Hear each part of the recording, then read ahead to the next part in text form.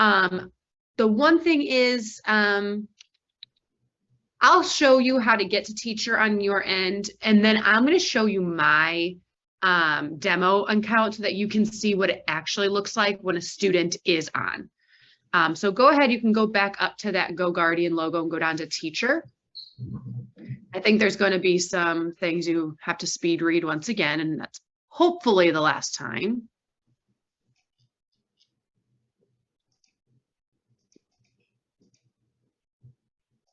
All right.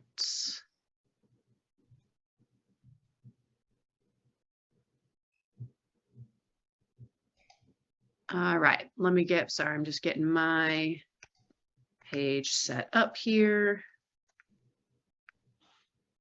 All right, so your teachers, once they are added, this is where they will be sent to.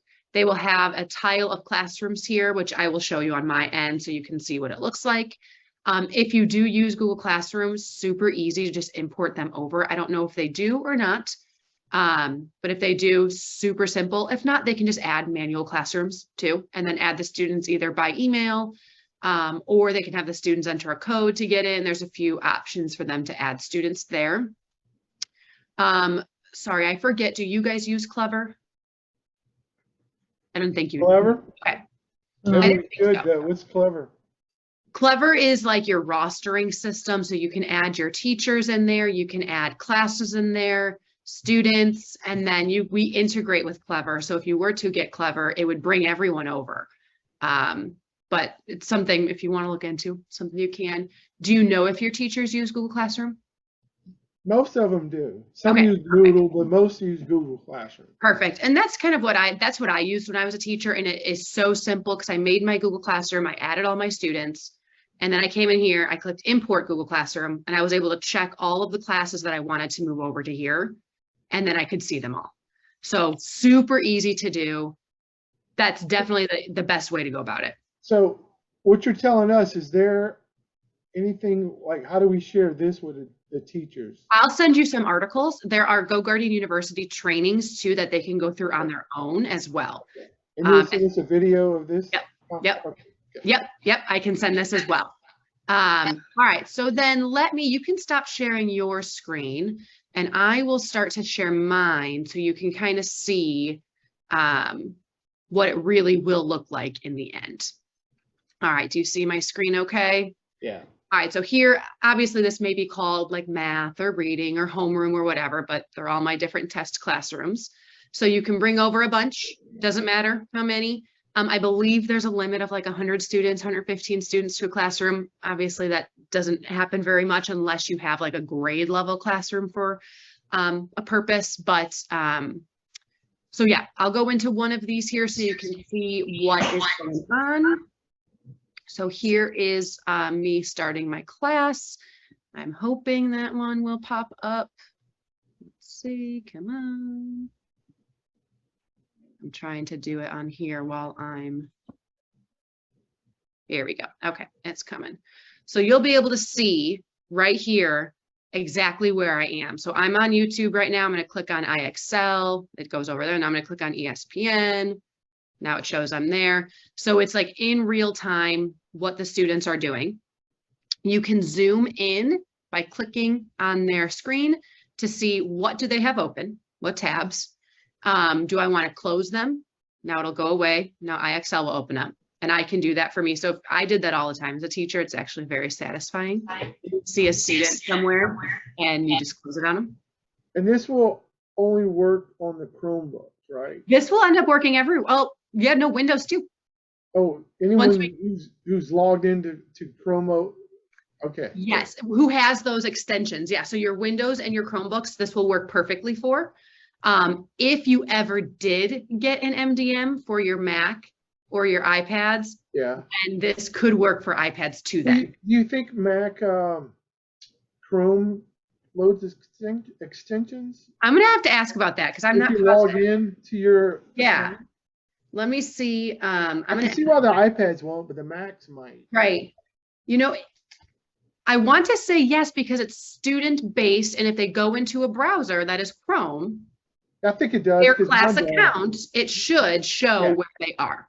All right. I want to double check though, and I will Yeah. let you know for sure if that's the case, but that's how it should work. Yes.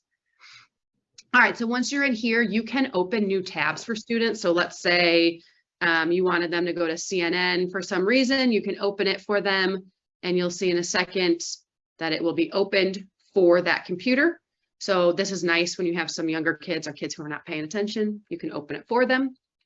You can lock a student device. You can give some directions if you want, and it will tell them browsing's disabled.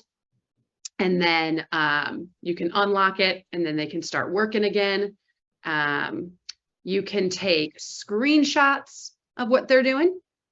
It will not let the student know you're taking a screenshot, but it'll go into a tab, which I'll show you later, in case you want it for data or to show purposes. Michelle, yes. How do you know which student screen you're looking at? So right up here, we'll say their name. Mine just okay. student test, because that's what my computer is called right now. Okay. So once you import with Google Classroom, it'll have all their student names as they look in Google Classroom. And then you'll see their names at the top. Gotcha. Annotate, this is really cool. You can't write words, but you can show them like, here's a dot, click here, or here, go click here. So you can show them where to go. If you wanted to type words or anything, you could use the chat. This is a chat between a student and a teacher. Only students cannot chat each other, and the teacher can turn it on and off. So right now it is off. So on my student screen, I can't chat the teacher. But if I turn it on, a little bubble will show up in the corner of my browser where I can open up and chat with my teacher. So just like for the teacher, this little bubble down here opened, I can see what students are in my class. I can message one of them. I can also make an announcement. So it goes to every student device and it pops up on their screen. So that's a nice way to communicate. I use that a ton during remote learning. The chat, I use a little bit in the classroom when I didn't want to call a student out. Like, hey, I see you're on this website, stop going to it, type of thing. So that's kind of how I use that. You can also turn on off task alerts. It goes by subject, so there's not every subject. But let's say we were in math class, I'm going to turn it on to strict. And then let's say I'm going to go over to YouTube, and I'm looking at YouTube videos. And you're going to see in a few seconds, my student tile is going to be outlined in yellow. And it's going to let me, the teacher, know this student is not on task because we are supposed to be in a math class, and they're not where they need to be because they are on YouTube. So hopefully that, sometimes it doesn't work. There we go. So now you can see it is highlighted in yellow, alerting me, hey, this student should be in a math website or doing something math related, and they are not. So kind of nice to have that too. The only issue is some of the classes don't work. Hopefully we're adding more, but that's what we have for right now. Up at the top here, we have these tabs. So timelines, this is what the teacher can see after the class has ended as well.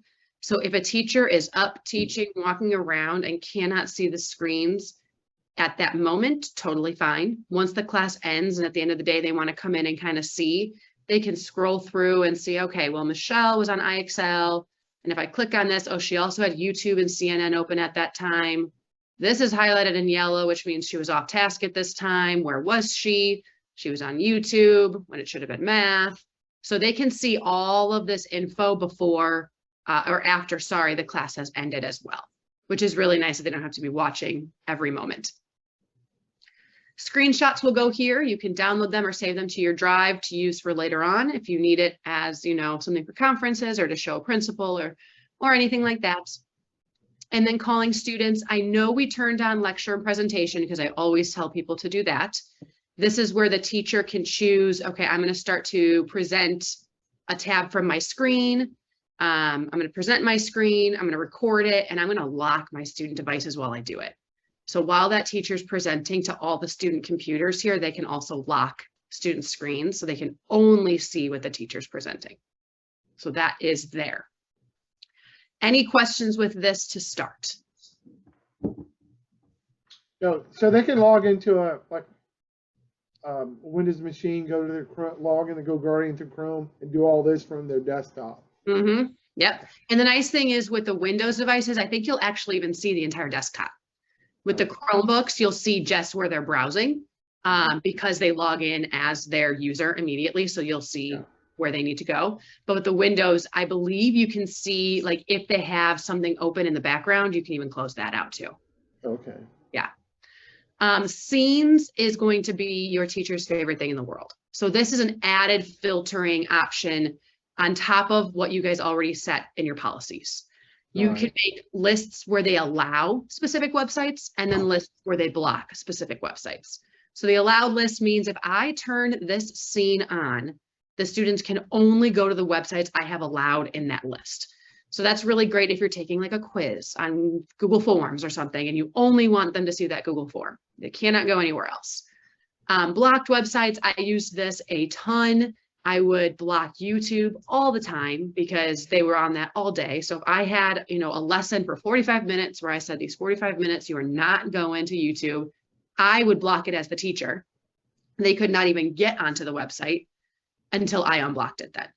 So I will show you how I make that. So I'm going to call it YouTube, and I'm going to number it today's date so I know which one it is.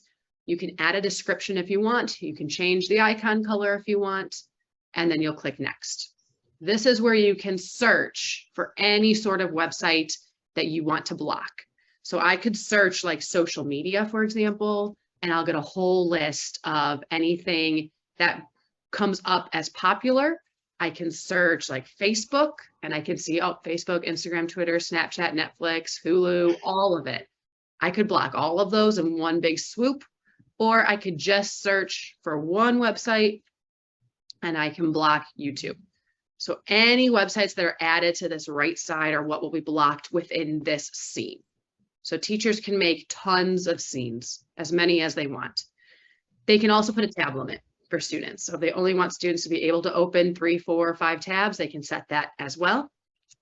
And then they can make some quick lists too. If they want to have quick access to like all of the Kahoot pages or something to allow or disallow, they can have quick lists made as well. So I'm just going to save this one with just YouTube. So now if you show this, here's my YouTube blocking scene I just made. So now I'm going to go back to my classroom. And over here, it says no scene applied. I'm going to choose that YouTube scene. And you're going to see on my screen, it will get blocked in a second. There you go. So now that I blocked YouTube, the student cannot get to it. They'll get this page. Looks like your teacher blocked this right now. You can't get to it. And they can do that with anything. So that's why it's nice on your end with admin. You're blocking specific categories you don't want them to get to, but you don't have to block everything, because teachers also will have this power to block for some things as well. If it becomes an issue where students are getting to websites all the time and the teachers are getting sick of having to block things, then they may come to you and say, hey, can you add this website to be blocked for everyone because it's really annoying. But for the most part, when I was a teacher, if I saw students somewhere where they shouldn't be, it was like a silly game or something they found, I would just block it through a setting, and it wasn't a problem anymore. So it's a pretty awesome tool. Teachers are going to love that.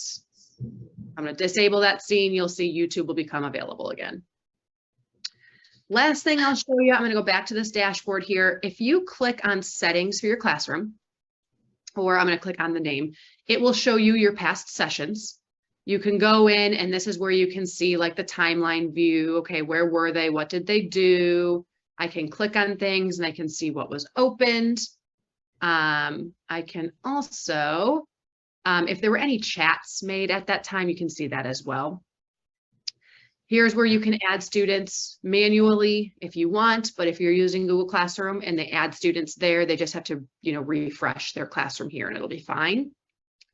They can add other teachers if they have like an aide in the classroom that wants access to seeing this scene as well, or this classroom as well. They can be added there.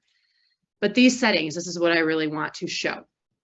So if you have a teacher who wants to have a scene, let's say they put a scene together, maybe there's 5 websites on it that they want to block every single math class, they can choose that to be their default scene, meaning as soon as that class starts, that scene turns on, and as soon as that class ends, that scene will turn off. And it can happen on its own. A teacher does not necessarily have to start and end classes themselves. So let's say a math teacher wants this classroom to be YouTube blocked every single day. And they teach from 9:30 to 10:30, Monday through Friday. I can save this. So that means this classroom will start on its own at 9:30 every day with that scene set, and will end at 10:30 every day with that scene being then turned off.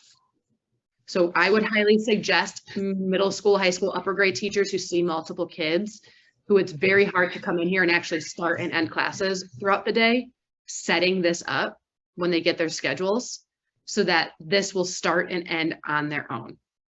And then they can come into this after and click on this and be like, okay, I want to see how my morning class did, or maybe there's a specific student they want to see where they actually paying attention. Did they do what they needed to do?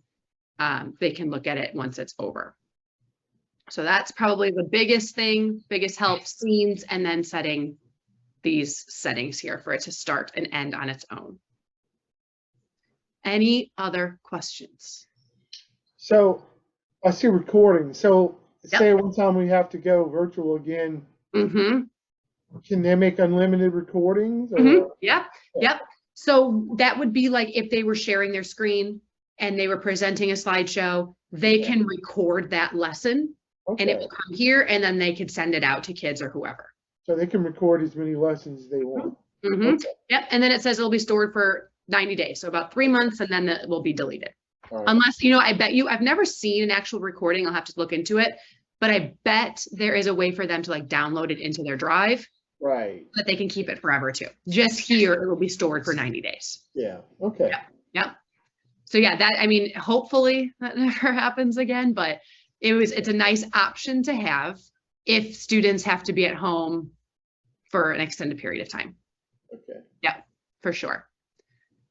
That's the bulk of it. That's really what Teacher is. And I'm going to send you the Teacher GoGuardian University training that you can send on to other teachers. Okay. Once they get in, it's very user friendly. They're going to figure it out. They're going to have fun figuring it out. But that training guide it'll be helpful to guide them in what to actually look at and use. Okay. And then I'll Michelle, yes, go ahead. how much time should the teacher set aside to train themselves on this? I would say give them a good hour. If they watch the video or go through the training, let's see, I can even pull it up. Let's see right here. I can do it while we're on here. And I can show you exactly what it looks like. All right, so I'm going to go to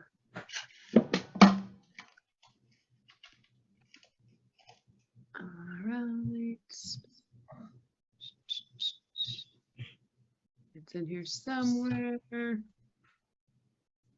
Sorry, I could have pulled that up earlier for you guys.